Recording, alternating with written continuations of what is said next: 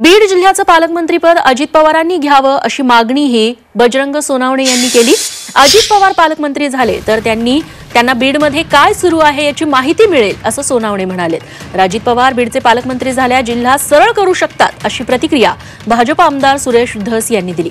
दरम्यान राष्ट्रवादीने बीडचं पालकमंत्रीपद गेलं तर पालकमंत्री कोण करायचा हे राष्ट्रवादीने ठरवायचंय अशी प्रतिक्रिया भाजप प्रदेशाध्यक्ष चंद्रशेखर बावनकुळे यांनी दिली आहे।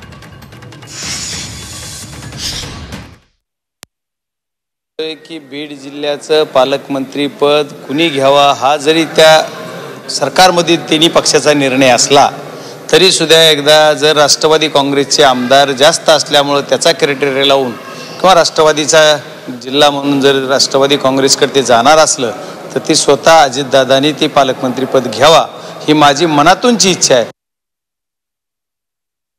आमची पहिली पसंती ही राज्याचे मुख्यमंत्र्यांना आहे आणि जर मुख्यमंत्री नाही झाले तर अजितदादा झाले तरी चालतं, आम्हाला काही अडचण नाही। अजितदादा आमच्या जिल्ह्याचे पालकमंत्री झाले तर हा जिल्हा सुद्धा जसं ते स्वतःचा सारखा सरळ करतील अजितदादा सुद्धा करतील, कारण अजितदादांच्या हाताखाली मी काम केलं। एवढ्या वाकड्या गोष्टी त्यांना जमत नाही, ते स्पष्टपणे सांगतात हे भांगारे हे करू नका।